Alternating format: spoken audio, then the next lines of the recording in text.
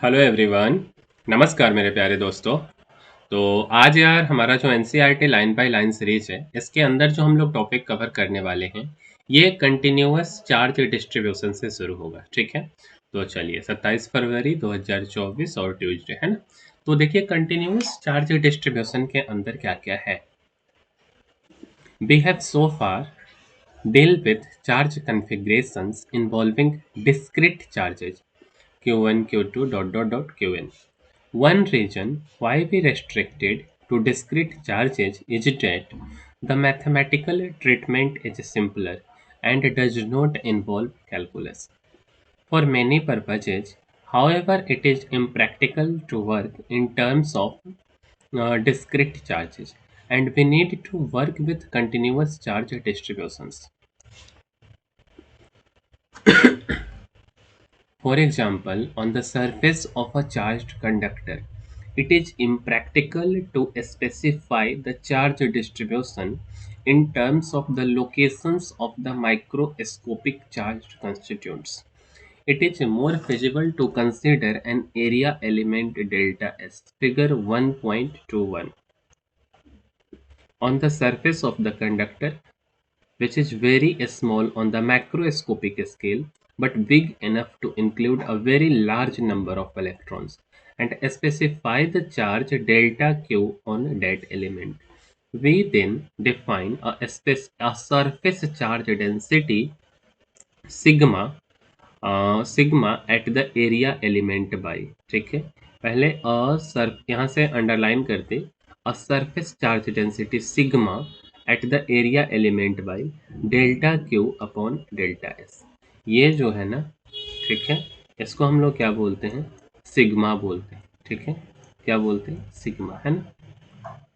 अच्छा, अब देखिए यहाँ बोला है कि हम लोग ना यार चार्ज कॉन्फ़िगरेशन के बारे में क्या कर लिए हैं, डील कर चुके हैं, और डिस्क्रीट चार्जेस के बारे में मुख्य रूप से डील किए। मतलब डिस्क्रीट का यार क्या मतलब हुआ, मतलब एक आध चार्ज है, एक दो तीन ऐसे करके क्यूएन तक, है ना।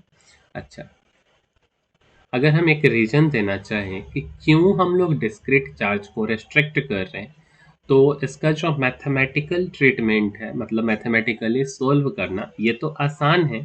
ठीक है, और इसमें कैलकुलस का इन्वॉल्वमेंट नहीं हो सकता, है ना, and does not involve calculus.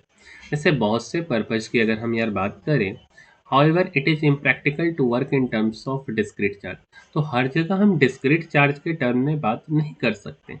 हम लोग ना मतलब अलग अलग कि यहाँ चार्ज रख दो, यहाँ रख दो, यहाँ रख दो, ऐसे नहीं बात कर सकते। हम लोगों को कंटिन्यूअस चार्ज डिस्ट्रीब्यूशन के बारे में भी बात करना होगा या वर्क करना होगा। जैसे यार हम एक एग्जांपल ले लेते हैं, और for example on the surface of a charge conductor. जैसे मान लो ना कि एक कंडक्टर है और उसके सरफेस की बात करें, तो ये इम्प्रैक्टिकल होगा स्पेसिफाई करना चार्ज डिस्ट्रीब्यूशंस को क्या चीज के टर्म में, तो माइक्रोस्कोपिक चार्ज कंस्टिट्यूंट, मतलब छोटे छोटे से चार्ज कंस्टिट्यूंट्स के टर्म में। इससे ज़्यादा आसान क्या होगा कि आप उसके सरफेस पे एक एरिया एलिमेंट ले लीजिए डेल्टा एस, जैसा कि इस फिगर में बताया गया है। डेल्टा एस एरिया एलिमेंट आप ले लीजिए, है ना, इन सब फिगर में। जैसे ये है सरफेस, है ना, डेल्टा एस एक छोटा सा एलिमेंट ले लिया। ठीक है, अच्छा, अ, और क्या है, कंडक्टर। ठीक है, on the surface of the conductor, और ये बहुत ही स्मॉल है। अगर हम बड़े लेवल पे बात करें, मैक्रोस्कोपिक पे, तो ये एरिया एलिमेंट तो बहुत ही छोटा है, लेकिन ये इतना बड़ा जरूर है कि इस सरफेस पे जितने नंबर ऑफ इलेक्ट्रॉन होगा, अगर हम एक का निकाल लें तो सारे का निकल जाएगा। कि स्पेसिफाई कर ले charge delta Q on that element. और इसके लिए हम लोग क्या चीज डिफाइन करते हैं, सरफेस चार्ज डेंसिटी सिग्मा, है ना। और सिग्मा इक्वल टू क्या होता है, delta Q upon delta S. ठीक है, अच्छा, आगे क्या है, तो यहाँ से आपको एक फॉर्मूला मिल गया। आगे देखिए, we can do this at different points on the conductor and thus arrive at a continuous function sigma called the surface charge density। ठीक है, क्या बोल रहा है कि ये ना हम लोग अलग अलग कंडक्टर के अलग अलग पॉइंट पे इस काम को किए हैं, मतलब ये वाला एरिया एलिमेंट लेने का, और एक कंटिन्यूअस फंक्शन सिग्मा तक पहुंचे। ठीक है, और इसका नाम क्या रख दिए, तो यार इसका नाम रख देते हैं सरफेस चार्ज डेंसिटी। ठीक है, the surface charge density sigma so defined ignores the quantization of a charge and the discontinuity in charge distribution at the microscopic level. पहले ये स्टार लगा, इसको आके नीचे देखते हैं. At the microscopic level, microscopic level, charge distribution is discontinuous because they are discrete charges separated by intervening space where there is no charge. बोल रहा है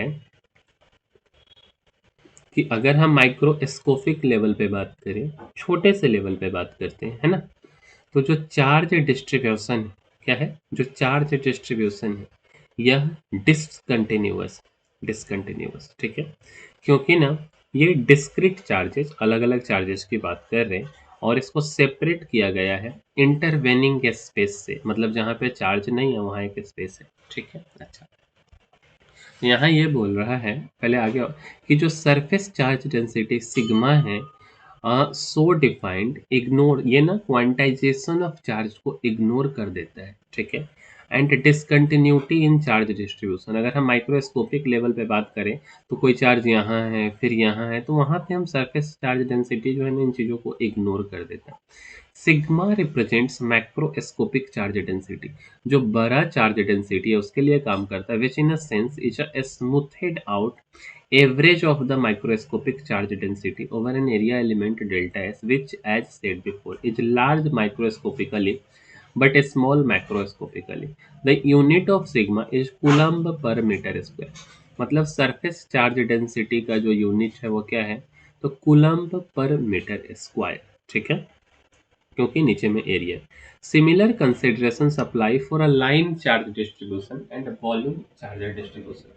तो यहाँ जो लीनियर चार्ज डेंसिटी है लैम्डा, ठीक है, मतलब ना ये लाइन के लिए बताया गया है, of a wire is defined by lambda equal to delta Q upon delta L, मतलब चार्ज पर यूनिट लेंथ, ठीक है, where delta L is a small element of wire on the macroscopic scale that however includes a large number of microscopic charged constituents, and delta Q is the charge contained in that line element.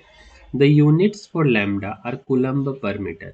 इसका जो unit है वो क्या है, तो यार इसका जो यूनिट है ये है कूलम्ब पर मीटर, ठीक है, तो इस बात को भी हम लोग अंडरलाइन कर लेते हैं.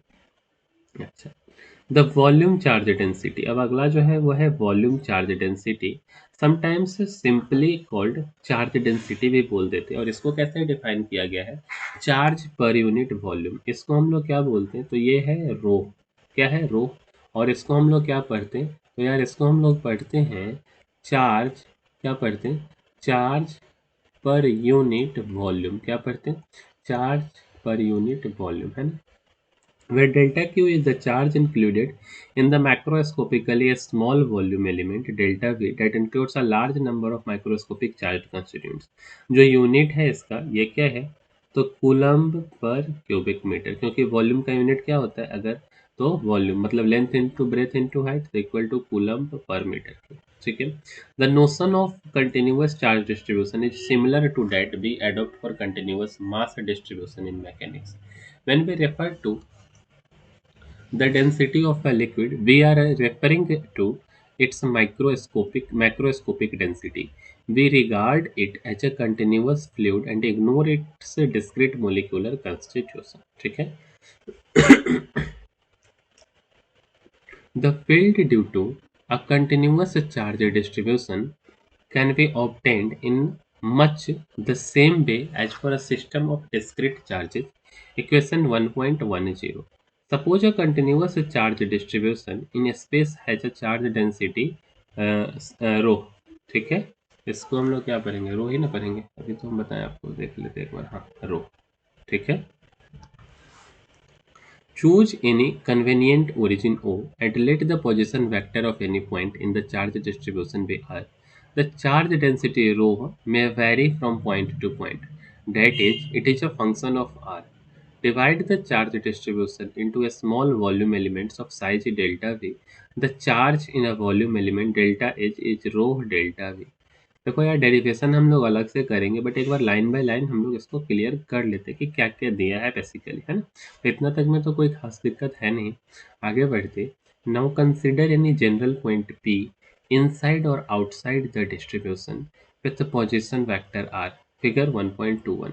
इलेक्ट्रिक फील्ड ड्यू टू जो फिगर था ना, line linear charge density, surface charge density, volume charge density, उसी में electric field due to the charge rho delta V is delta E equal to 1 upon 4 pi epsilon naught rho delta V upon r dash square r cap dash, where r dash is the distance between the charge element P and r cap, is a unit vector in the direction from the charge element to P. By the superposition principle, the total electric field due to a charge distribution is obtained by summing over electric field lines due to different volume elements. E equal to E tends to 1 upon 4 pi epsilon naught, मतलब summation all delta V rho delta V upon r dash square r cap dash.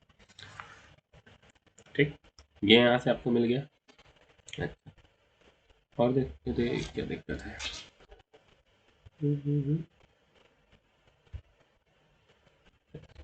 और देखिए तो note that P R R dash R cap dash all can vary from point to point. In a strict mathematical method, we should let delta V tends to 0 and the sum then becomes an integral. But we omit that discussion here. Here, for simplicity, in short, using Coulomb's law and superposition principle, the electric field can be determined for any charge distribution, discrete or continuous, or part discrete and part continuous. ठीक है, मतलब अगर हम इतना को देखें तो हमको एक चीज़ मिला लीनियर चार्ज डेंसिटी, और क्या मिला सरफेस, है ना, और क्या मिला वॉल्यूम मिला. ये तीन मुख्य मिला. ठीक है, charge per unit length, charge per unit area, charge per unit volume. अगला जो हमारा टॉपिक है ये बहुत ही इंपॉर्टेंट टॉपिक है और ये है हमारा गॉस लॉ. ठीक है, क्या है गॉस लॉ. पहले इसको देख लेते हैं क्योंकि इसमें मुख्य रूप से हमको डेरिवेशन ही देखना है, फिर हम आपको समझाते हैं गॉस लॉ में क्या क्या चीज़ें हैं. ठीक है, देखिए क्या है. As a simple application of the notion of electric flux. या यार गॉस लॉ को ना हम किसी अगले वीडियो में कवर करते हैं, इस वीडियो में इतना ही.